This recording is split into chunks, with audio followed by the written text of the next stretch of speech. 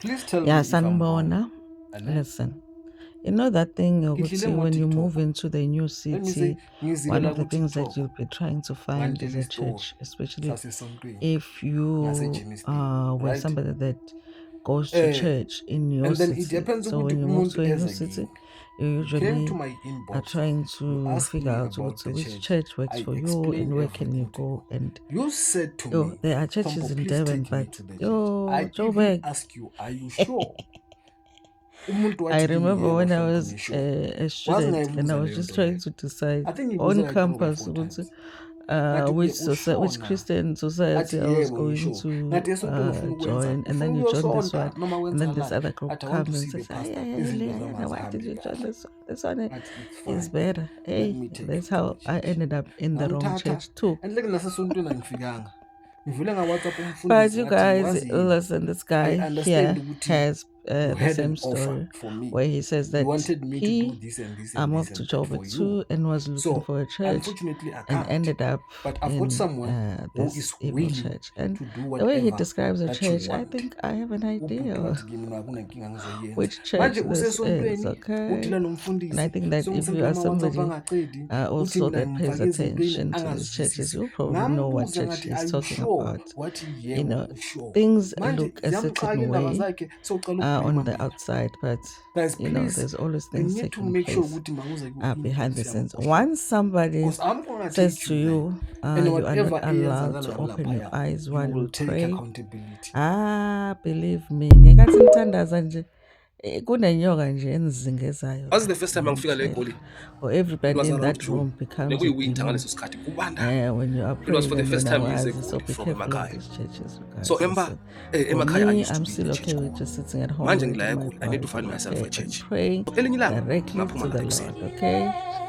Nakumele ngiye eKlipton Park. Because I cannot So afford. ngathi I said ukuthi cannot you know afford what, let me use the to train. go to these The train evil was the train is places. cheap. Anyway, you guys, So here ngangiyeka ticket train is to Captain Park. this story. So ngiyaphuma la ngiyahamba ngestation Yeah, setrain if ngimele train iyafika ngiyangena phakathi. I'm gonna post the So full itrain iyahamba. story, La ngihleli khona but kwakuhleli I kwakusele have spaces cut it ezimbili. to make it shorter. Itrain iyahamba. I think if I I-station put all esilandelayo of the itrain videos mayima together, it ungene was umuntu going to be ufake like an isudu hour video. ubambe So I've cut it istick to make it shorter. uyeza But uzohlala you la can duze go nami to his laphaya siyaxoxa ngiyambuza ukuthi manje TikTok uyaphi and uthi no man I'm watch going to like the church full story. Plus, this guy also has every other Saturday sinama stories that practice he's siyenza telling. ama He practice actually has a every very Saturday ngithi oh nice okay ungibuza mina ukuthi uyaphi mina story ngithi ngizohlala la time eKlipton Park ukuthi yena uye esontweni TikTok, ngithi isonto lakho likuphi uthi and ngise-Germiston. yeah, his So page is every Saturday really bayenza enjoyable to watch. ama But anyway, you guys, ama thank you so ama much ama for practice watching this wabo. video. So ukuthi Please kimi like it do you before go to we're gonna church share ngithi it la with your eGoli friends, with your family, and even with angiyi stranger. esontweni ayikho Here isonto is engingenayo la a full eGoli story but of emakhaya how this guy ended up ngangena in an isonto full evil time. I church. know man, don't even today if mawungaceda ngesikhathi lento yenzayo eKlipton Park just WhatsApp me,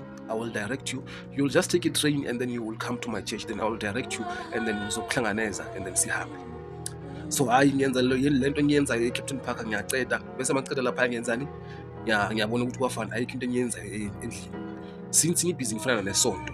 Let me go and visit isonto lalo muntu lo ngibone ukuthi isonto lenjani. So ngiyamWhatsApp lapha uyangidirect and all of that. Ngiyafika so it's a nice church. Ngiyafika esontweni lakhe abantu babhizi phakathi bayapractice. It's a nice church, nice music, abantu abadlala leya music lapha phakathi you feel like you are in heaven. Ngithemba ngingene as soon as mangena phakathi kuleliya sonto ngathi this is what I want. It's a very nice church, kumnandi phakathi kushaya music nice opholile, like you can connect you can connect noNkulunkulu ngalo music abawudlala lapha phakathi, like uvule yonke into. A nice church, abantu bakhona be-worship team bakhuluma isilungu, everything it's nice. Hey sure, mina ngihleli lapha ababhizi bayenza into zabo baya-practice. Nice church, wapractice nani sonto abantu abaneyimali. La kungena abantu abaneyimali, umusic yonke into akusulo music wopha ngamaplastiki, intambo zakhona ziconnectwe, yonke into ihamba ngolayini. I-worship team yakhona mayicula you can tell ukuthi Jesu ungathi bayahola laba. It's a very nice church. Remember leya bhuti loya sahlangana phakathi kwe-train, mina ngimazi igama, sivele sathatha amanamba. So after i-practice yabo yaphuma i-practice, manje siyenzani, kumele sibuhambe sonke siyothatha i-train sibuye sonke. And ufind out ukuthi naye uhlala eThembisa. So along the way mina ngiyambuza ukuthi hayi man, mina ngiwuhlombo, wena ubani? Because sahlangana etrenini ngisisaya, azange saba nesikhathi sokubuza namagama. Sa ungavile ngathatha inamba yakho, so wena ubani? Wathi kimi my name is Peter but you can call me pastor. Ngathi oh okay, why kumele ngibize umfundisi? uthi kimi, that's how I prefer people to call me. Ngathi ubuya kuphi ekhaya? Athi kimi ubuya eCongo. Ngathi okay, akunankinga. He's a nice guy by the way. Umuntu right ongahluphi, uhlezi njalo nje ayibambela iBhayibheli lakhe.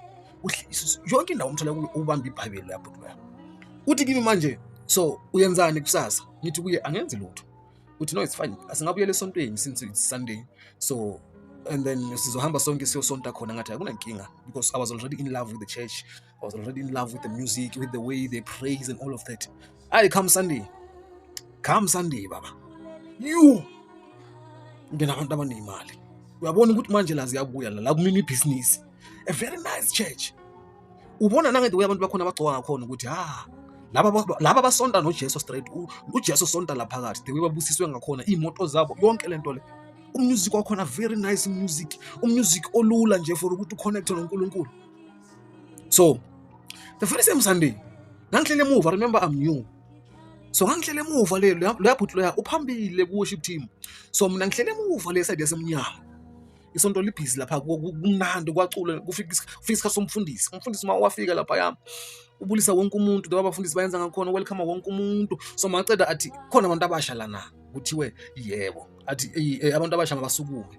Remember nami mina ngisukuma ngile side yasemnyango. Sasivuma 6-7. Uthi kithi ozani la ngaphambili. Siyahamba siya kuphi? Le phambili le la kunomfundisi khona. Ufika lapha ya uthi ngiyacela ukufika namhlanje na, sithi yebo. Then uthi no man, you guys, you must feel welcome. This is your home. If you don't have any church or sonta kuyo, just take us as your family members. If I want a sonto, feel free to church with us. Yeah, and into ezinjalo nje. Akunankinga. And then basishayela izandla sibuyele emuva. And then there was this other lady, isonto maliphuma, and then she came weza wasibiza sonke thina abantu abasha, wathi kithi bayasifuna ngale officeini. Masifike officeini, there's a table, unokudla lapha phezulu, kuna yonke into, whatever you can think of, ukudla, i-dessert and all of that, but umfundisi akekho. He was already gone. Sihlale lapha phezulu kwale tafula leliya, kuthiwe hayi, you guys, you can enjoy nidle ningasabi. This is the way we welcome abantu la kuleli sonto, abantu abasha. Oh okay, no, it's fine, siyadla lapha. It's a big church, a very big church. Siyadla lapha and all of that. And then siyaceda bathi kithi basibuza ukuthi nine transport, ona mina ngithi hayi, mina angihambi ngiyi-1, mina ngihamba naleya bhuti loya oshaya igitha lapha. Bathi niyazana kanjani? Ngiyabacocela ukuthi asahlangana etrenini nganye eCaptain Park, yena naze esontweni and all of that. So sithe masiceda lapha ukudla, mina ngasukuma ngatshela lo sisi ngathi mina sengifuna ukuhamba manje ngoba upastor ungimele la ngaphandle. Remember the guy engihlangana naye training, uthe yena uprefer ukubiza upastor. So ngithi kule sisi ngithi hayi man, upastor ungimele ngaphandle. Naye I think nesayazi ukuthi upastor ubani. Athi okay, usho uPeter. Ngithi yebo. Hayi siyahamba ke noPeter, siya kuphi? Sigibela isitimela, kumele sibuye ngapha eThembisa. Along the way uthi kimi hayi, since udecidile ukuthi uzongena nathi isonto, ngizotshela umfundisi ukuthi aku-add ku WhatsApp yesonto. Ngathi kuye okay, akunankinga. So watshela umfundisi ukuthi angi-add because during the week, it was Tuesday, ngiyabona ngi-ediwe lapha kule group yesonto. Wonke umuntu khona phakathi, from umfundisi, umamfundisi, bonke abantu, abafundisi bangaphansi, umfundisi, wonke umuntu. So into enzakalayo lapha kule group, yonke into yasesontweni inegotiate lapha ya. Ukuthi MC kuzoba ubani leli viki elizayo ngeSunday, siyococa ngani, like i-agenda yonke for the coming Sunday icocwa lapha ya kule group leya. Yonke into ekhuluma lapha, apparently nomnikelo e-tithe ikhuluma lapha kule group leya. Mase esontweni sisuka sesazi ukuthi ubani uyonikela malini, ubani uyonikela malini, ubani uyonikela malini. Yonke into yenza kule group. Mase esontweni nje sesiyelizwi la kaNkulunkulu, yonke into yafinalizwa the way abantu bacoce ngakhona kuphakathi kwe-group. So kwafika iSunday, kumele siye esontweni manje. So ngikhuluma no pastor, ngiyam WhatsApp ngithi mina ngisasendlini ngiyazilungisa, mangicela la ngizobamba i-train. So i-train izothi mayiphuma la kimi ngakutshela ukuthi iphumile. So wena kumele umake sure ukuthi use park station. Athi akunankinga, vele i-train yangena platform, ngangena phakathi. Ithi macala ukuhamba ngamtshela ukuthi hayi iphumile manje la kimi. Iza ngapha kuwo. Athi akunankinga. Hayi wafika bagibela and then sahamba saye esontweni. Masifike esontweni, sangena esontweni kumnandi, kwajabulwa, like the way kungakhona esontweni. Ufika isikhathi se-praise and worship, kuya praise lapha ya. Nice music, kukhala music omnandi. During the time le praise and worship, man thandaza, you're not allowed ukuvula amehlo wakho. So lo muntu lo o leader isonto for the day MC uyasho naye ukuthi it's time for praise and worship. Masithandaza, please make sure you don't open your eyes. You make sure ukuthi you pray, you worship, amehlo akho avalekile. Please don't open your eyes. Mina manje senyathuka because hayi la ngibuya khona kunandaba ukuthi usonta uvula amehlo, upraise uvula amehlo noma kwenzakalani as long as wena uzothandaza. Lapha yabayikhuluma baze bayiphinde. Please make sure. For those who don't know, when we praise and worship, we close our eyes. We don't open our eyes until we finish to praise and worship. Okay. Siyapraise lapha it's praise and worship kwasithandazwa ku. Ngaleso sikhathi nami ngiwavalile amehlo, I make sure ukuthi ngiyawavalile, angifuni ukwenza mistake. But manje lokho nivalile niyawuza umoya manje, ukhona umoya different la. Yebo siyakhuleka, we are praising, we are worshiping, but there is a different spirit lapha phakathi la. Khona umoya ohambayo lapha phakathi, umoya onamandla. Sikhuleke lapha ya praise and worship. Masima makuthiwa manje we done. Kusuka manje kungena umfundisi seamile phambi kwepulpit, uzomuza naye manje lokho ni busy ni praise and worship, uzomuza naye anijoyina, and then after isikhathi nyana uzomuza sathi hayi, we thank you Father, we thank you Jesus, amen. Then khona again sesicedile ukupraise lapha ya sekuyisikhathi sakamfundisi manje. Uyabona abafundisi bakhona ilabo ukuthi mababhizi babashumayela. Uhamba yonke lesonto, uhamba phakathi, uyashumayela, ubamba imic yakhe. Like the way abafundisi laba sibaziyo bayenza ngakhona. So uyeza ngiyambona nangu uyeza. Nangakaqala ukupreacher. Asasebhizi profit abantu, ayenza into ezinjalo, akhuluma nabantu and all of that. Uyeza uapproach uthi kimi you have something which is very important in you. Utshela mina uthi kimi you have something important in you. Phela mina ngazi ukuthi ukhuluma ngani. Uthi kimi you know what? Wena isonto mayiphuma ngicela usale. Ngithi athi yes. Don't be scared my brother. Isonto maliphuma, please stay behind. Ngifuna ukuthi mina nawe sikhulume face to face. Ngithi okay, akunankinga. Then aqala ukupreacher lapha, uyapreacher, uyaprofita, uyenza yonke lento le. Uyapreacher, uyaprofita, uthandazela abantu and all of that. Remember mina akasabuyi kimi uthi kimi isonto maliphuma usale. Ngathi hayi akunankinga ngizosala. Preacher uyenza. Manje senginovalo manje ukuthi why kumele kusale mina? Why mina? But anyway ngathi akunandaba, as long as kuyisonto ayikho into ezenzakala. Preach umfundisi uyapreacher, umfundisi uyapreacher. You can feel lapha phakathi ukuthi kunamandla amakhulu. Uyapreacher madlula abantu bayawa. Madlula abantu bayawa uyapreacher. Isonto liyaphuma abantu bayahamba. Isonto maliphuma abantu bayahamba, wonke umuntu uyahamba. Noma mina ngihamba nobani? Ngihamba no Pastor uPeter. uPeter wathi kimi noHlompo, don't be scared, I will wait for you outside. Just go and meet the pastor and then mina ngizokumela ngapha. So umfundisi ngiyambona nangu lapha ya duze neoffice yakhe. So ubrother Peter uzowangitshela ukuthi ayihamba kuye akusi problem, uzokumela ngaphandle. Wena hamba kumfundisi uyoza ukuthi nathini mathi usale ngathi akunankinga ngiyakumi. Abantu abafana naba ngibafuna isonto lami. Sengiyathuka nje manje. Sengiyathuka manje ukuthi umfundisi onjani lo. Uthi kimi wabona lamandla onawo nalamandla ngiwasebenzisayo akafani. So it's either you join me or you leave my church if uzosebenzisa lamandla wakho onawo. If uzosebenzisa lamandla oze ngawo la isontweni lami, you rather leave my church or you join me. Ngithi kuye ukhuluma ngani? Enhle kwenzakala wena usebenzisa amapha amandla, mina ngisebenzisa amapha amandla. Uthi kimi no, don't worry. I will show you the power that I use. It's okay. Uthi kimi follow me, ngiyamlandela. Leli office lakhe mawujika so, kune room eli-empty. Leli room leliya liyehlela ngasezantsi. So siyayehla siya ngasezantsi. Masifika ngalapha ngasezantsi kune bayibiza ini na? Angazi bayibizani, but I think it's a sort of calabash. Bayibiza calabash. Angazi ngesiNigeria, angazi nani ibiza ngechivenda kuphinda ichidudu. Ya le nto ihleli lapha ya ifake lento yokupheka nibiza lento yokupheka le yokupheka ipapa ifakwe phakathi lapha kufakwe nemithi nani. Le nto ibhizi khipha intuthu. Phuma intuthu phakathi. Uthi kimi nawo amandla ngiwasebenzisayo. Ngithi manje hayi mina lento angi-understand ukuthi kwenzakalani. Athi you will never understand. That's why ngithe kuwe wena lamandla oze ngawo lamandla wami akafani. And wonke umuntu osonto esontweni lami usebenzisa lamandla wami. So you are the only one esontweni lami osebenzisa amandla wakho u-different. So whatever you praise, it's not the same as lento esikhulekelayo la ekhaya. So umfundisi uthi kimi, it's either uyenza lento engiyifunayo noma uyahamba esontweni lami, ngoba angeke uzongena isonto yami mina nawe singathandaza into efanayo. Ngaba nenkinga serious because yimi nomfundisi sithu lapha ene ungitshelile imfihlo zesonto lakhe ene angazi ukuthi umfundisi uthandaza yini. So what if ngathi kuye ngiyaphuma ene already sengiyazi imfihlo zakhe, lento le ayithandazayo izongivumela ukuthi ngiphume lapha ngiphila na? Ngathi okay, it's fine, into engizoyenza for manje ucomplya. Ngathi kumfundisi ngathi akunankinga, ngoba ngibe sengingenile esontweni lakho, ngiyalithanda isonto, ngithanda yonke into enzakala phakathi, yini kumele ngiyenze ukuthi uzongivumela ukuthi ngingene esonto lakho? Athi yes, manje uyakhuluma ke. Athi kimi uyakhuluma mntanami, uyabona ngangifuna nje ukuthi ukhulume into eso. Ngathi kuye yini kumele ngiyenze ukuthi uzokwazi ukungamukela esontweni lakho? Athi kimi from Monday lesiya kuyo until Friday. Remember yonke lento iyenzakala Sunday. Isonto liphumile, wonke umuntu uhambile, kusele mina, kusele umfundisi phakathi lapha e-ofisini la kamfundisi, umuntu omengaphandle uPeter.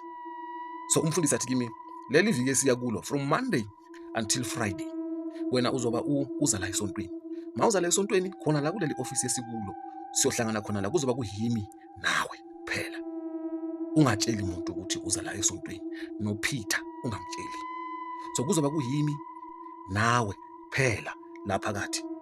Ngathi okay, ngathi kuye manje sizoyenzani? Athi hayi ungawari, uzobona Monday mawufika. Ngathi akunankinga.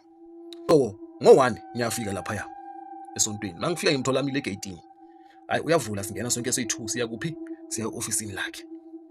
Ngoba leli sonto likhulu, maningena phakathi kumnyama, kumele kuswitche on ama-light. Siyangena uswitcha on ama-light, maqeda ukuswitcha ama-light siyangena siya e-ofisini lakhe. Masifike e-ofisini lakhe, lawa ama-light wesonto like isonto lonke uyawacima, kusala ama-light wala kuleli room esikulo, which is i-office la kamfundisi. Masilapha phakathi lapha yena wajika waya kuleli room lelinye leli lokuthi bangena kulo yena ngasezantsi, wabuya nendwangu ezi2, e-red nendwangu e-white. Wanginikeza le e-red, wathi mangizibophe ngayo, yena wathatha e-white wazibopha ngayo. Uthi kimi, uthi uyabona lento elapha?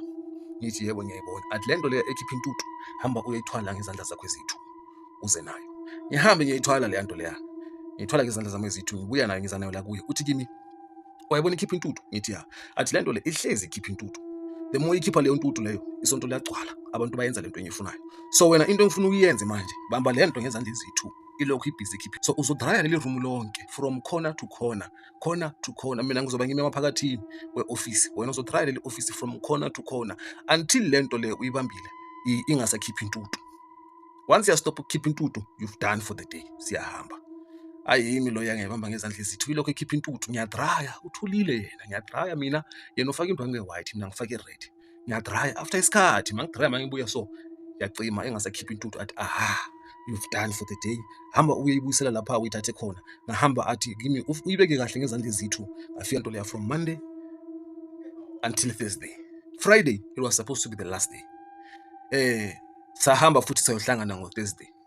Sithe masiceda lapha Thursday, uthi kimi namhlanje ilanga lokugcina Thursday, Friday. Masiceda la Saturday kumele wena ngize ngiyopick up endlini yakho.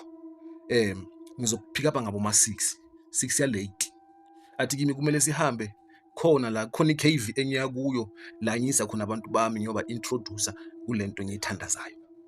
Ucedile yonke into lento nesiyenza lapha, nesikhipha lamandla onawo la sewunomoya wasesontweni, mara into eselo ukuthi sikuthathe sikuyise lapha kulento le engiyikhulekelayo. Lento engiyikhulekelayo ilapha entabeni. So ngizohamba nawe, masifika lapha entabeni kumele sifike sekumnyama, because masifika lapha siyakhumula sibangcono, impahla sishiya la kucala khona i-cave, bese mina nawe siyangena sishonela phakathi le. Siyangena siya le emaphakathini. Ngithi kuye hayi akunankinga, masiye mfundisi, uyangilanda ngabo ma7. Masifika lapha it was almost 8:30 to 9. Sentabeni kumnyama, akunamuntu, ayekho umuntu ozonibona. Masifika lapha ucela ukukhuluma whatever ayikhulumayo, lento abayikhulumayo lezi kuyindi noma ama-tongues noma yini, I don't know. Siyafika lapha siyakhumula, uthi kimi hayi masingene. Kumnyama phakathi, kumnyama. Maningena lapha nje kwathusa. Uthi hayi masingene, siyangena nomfundisi, siyangena masiya le phakathi. Uthi hayi wena ungakhulumi nix, kuzokhuluma mina. Masifika lapha uthi masiguca ngamadolo, siyaguca ngamadolo. Uyokhulumayo lapha khuluma lezi zinto ayikhulumayo lezi shakaricho zobrokobodaro zap, wakhuluma lapha siguca ngamadolo. After isikhathi lokhu abhizi akhuluma ngiyafila manje ukuthi khona into engibambayo, khona I can feel like khona omunye umuntu la, ngathi manje sesi-3 maceda lapha ukukhuluma, hayi uthi kimi hayi sicedile masiphume, siyaphuma lapha siyagcoka, masiceda sibuyele emotweni. Masisahlele emotweni uthi kimi wazini yonke into yakho uyicedile, manje you are part of my people, so into engizoyenza ukuthi wena kumele ungitshele ukuthi impilo yakho ihamba njani, because ngifuna ukuthi lapha esontweni bakunikeza imali ucala ibhizinesi, yonke into yakho izofundwa isonto. I want to make sure ukuthi ufana nalabantu laba abasonto esontweni lami in terms of imali elandelayo. Masiceda ukubuya kuphi entabeni, angihambanga no Peter manje esontweni, so uPeter wangithola already ngisesontweni, yena walandela ngasemuva. So masifika esontweni, before isonto lingena uyeza kimi uPeter, ngiyambona uyeza kimi, siyabulisana lapha, wangibuza ukuthi manje kwenzakaleni, awusangitshelanga ukuthi masihambe sisesontweni. Ngithi hayi buya, namhlanje angizanga ngetrain, I took a taxi to come to church. Uthi hayi akunankinga ke, sekwafika isikhathi sani, isikhathi sesonto, siyangena phakathi. Mina noPeter siyahlukana ngoba uPeter kumele aye kuphi, kumele ayile phambili ku-worship team, mina ngangena esontweni, mara mangena ngahlelela phakathi emaphakathini, in the center of the church. So kwapraiswa laphaya, u-MC ulida yonke inkonzo, sokufika isikhathi somfundisi. Akufika isikhathi somfundisi laphaya sonke siyasukuma, it's just a sign of respect kuleya sonto leya. And then umfundisi wengena upulpit bese maceda athi you may sit, siyahlala phansi. So mafika lapha welcome bonke abantu, welcome abafundisi, welcome bonke abantu abasha. So maceda lapha, so umfundisi uyangibiza lapha phambili, manje lapha phambili, then wangi-introduce kusonto, nese ang-introduce kobusibili, because remember everyone knows me, because by the first day manje esontweni kuthiwe abantu abasha mabeze ngayo esontweni. So umfundisi mangilapha phambili u-explainela abantu besonto, everyone in the church, especially abafundisi bakhe, abantu abaku-committee and all of that. Uthi kubo, this gentleman here, he came to my office, and then he explained his situation to me. I was very touched. So as my church, as the way we do to other people, I want us to raise fund for this gentleman here, because he's having a dream to start a business. Remember, yonke lento ayikho kimi. Umfundisi le idea le waza nayo still the time silento abena ukuthi wazini, it's fine, I will fund you, I will make sure ukuthi nebusiness ufana nabo bonke labantu abangena esonto yami. Ngathi okay, it's fine. Athi kubantu basesontweni ukuthi I want us to fund this guy as a church so that he can build his business and then abe right, since he's one of us. Umfundisi wathi, let me start with my pastors and abantu abaku committee. Please bring whatever imali onayo la phambili for this guy. Hey, imali yayiphuma left and right, bottom center, bayikhipha abantu imali kuleya sonto leya, bayikhipha imali, iyaphuma imali. So yahlanganiswa le mali, khona umuntu ekolekayo, abanye bayiswapha ngama-speed point. So ayaphela le ndaba leya, ngashayelwa izandla. Umfundisi waze wathi kimi, you know what, I believe ukuthi le mali le uzoyisebenzisa ngendlela right, and everyone la esontweni uzobona ukuthi imali yakho uyisebenzisa ngendlela right, and we are willing ukuthi support business yakho, whatever business ozoyenza, please make the church aware so that we can support your business, because we want to build you. You are now one of us. Ngishayelwa izandla lapha, ngihambe ngiyohlala phansi. Kufika isikhathi sokuthi umfundisi afunde, a-preach manje. Before azopreacher, uyenza the very same thing ayenze the first day mangifika. Uqala ukuprofesa yabantu, he's prophesying people, uyaprofesaya. And then he called this other lady, she was pregnant. Loya sisi uyaya lapha phambili, uyambulisa, sisi unjani? Loya sisi uthi hayi ngiyaphila, nomfundisi athi hayi nami ngiyaphila. Uthi kuye, it's your first time la? Loya sisi uthi hayi no, I'm coming for the second time. I was here last week, it was my first time. Umfundisi athi, oh okay, that's good. Uthi kuye, I can see you pregnant. Loya sisi uthi yebo. Athi kuye, mara kuzoba nenkinga. Loya sisi uthi inkinga yani. Umfundisi uthi kuye, ngikubona uthola miscarriage wena. You will get a miscarriage soon. Loya sisi uthi, mfundisi mina ngazi. Umfundisi athi yabona nevoice mina I know, because I can see spiritual things. Maceda umfundisi uthi kuye, but don't stress. We will pray for you as a church and then uzoba right. Loya sisi ahamba uhlala phansi, and then umfundisi continue ngokwenzani? Ngokupreacha, uyapreach umfundisi, uyapreach. Isonto liyaphuma. Maliphuma laphayana umfundisi, bonke abantu bayahamba. Remember njengamanye amasonto, before nihamba laphayana niyashake izandla, niyabulisana laphayana, into ezinjalo. So yimi ke manje sengizobulisana nomfundisi. Angifika la phaya hayi siyabulisana nomfundisi siyahleka. Uthi kimi, you know what brother? I want you to come to my office namhlanje. Ngithi kuye, no problem, it's fine, ngizoza. So iyaphuma isonto. Ngaleso sikhathi kwakusasenabantu esontweni nabangakahambi bonke. So yimi loya nomfundisi siyenzani? Siyahamba siye office. Uthi kimi khona i-task engifuna ukwenzele yona. Ngithi yi-task yani? Athi, do you remember the lady I was prophesying? Ngithi kuye, yebo, ngiyamkhumbula loya sisi. You mean the pregnant one? Uthi kimi, yes. Uthi I need that child. Ngiyabona manje ukuthi hayi manje angathi angizwisisi. Ngithi uthi we need to make sure the lady she's getting miscarriage. Ngithi hayi mfundisi, never. Angifuni ukuba iphathi yale plan yakho. Athi remember Hlompo, you are one of us. So meaning everything engishoyo kumele iyenzakale. Ngathi siyenza kanjani? How are we supposed to do that? Athi wayibona le nto lena uyibambile ujika nayo. Ujikeleza nayo. Ngithi yebo ngiyayikhumbula. Yayikhona lapha. Athi kimi, we're going to use the very same thing. Whatever we declare kuleya nto, it happens. So you're going to do the very same thing. I want you to do this task for me.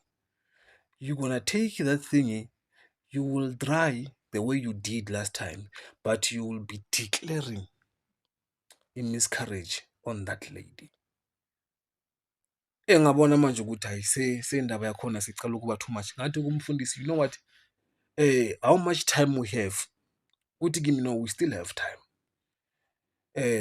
Ngambuza ukuthi uyenzelani le nto le? Athi kimi, we do this because each and every month we need to give a sacrifice to sustain the church. Ngabona ke manje ukuthi now it makes sense. This church is all about sacrifice. Ngathi kuye, no, it's fine. Give me time. Let me think about it. Let me sleep on it. Then I will tell you the next coming Sunday. Uthi kimi, no, don't stress, brother. We still have time. Siyahleka lapha. Uthi kimi, and remember, you must also remember, I still have your money. You need to get your money so that you can start your business. No, keep the money for now. Let me think about whatever nongitshela yona manje, and then I will get back to you. Uthi kimi, no problem, brother. It's fine, you can go. Guys, that's how I left the church.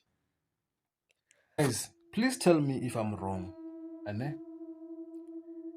Kihlile mo TikTok. Let me say, ngizilela ku TikTok. Ngantshela istory sasesontweni ngase Germiston, right? And then it happens ukuthi umuntu eza kimi. You came to my inbox, you asked me about the church. I explained everything to you. You said to me, Hlompo, please take me to the church. I even asked you, are you sure? Umuntu wathi kimi, yebo Hlompo, ngisure. Kwazi ngayibuza leyo nto leyo. I think ngibuze like 3 or 4 times. Ngathi kuye, usure na? Athi yebo ngisho. Ngathi esontweni ufuna ukwenzani? Ufuna ukuyosonta noma kwenzakalani? Athi I want to see the pastor. Izinto zami azihambi kahle. Athi it's fine. Let me take you to the church. Ngamthatha enhleke nasesontweni angifikanga. Ngivule nga WhatsApp umfundisi ngathi wazi yini? I understand ukuthi you had an offer for me. You wanted me to do this and this and this and that for you. So unfortunately I can't. But I've got someone who is willing to do whatever that you want. Ubhuti wathi kimi, no, akunankinga ngizoyenza. Manje usesontweni udila nomfundisi, songisendela ama WhatsApp angacedi, uthi mina ngimfake ezintweni angazwisisi. Ngambuza ngathi, are you sure? Wathi yebo usure. Manje ziyamxaka indaba zakhe, socela ukublame mina. Guys, please, you need to make sure ukuthi manguza ku inbox yami usure. Because I'm going to take you there. And whatever eyenzakala lapha, you will take accountability.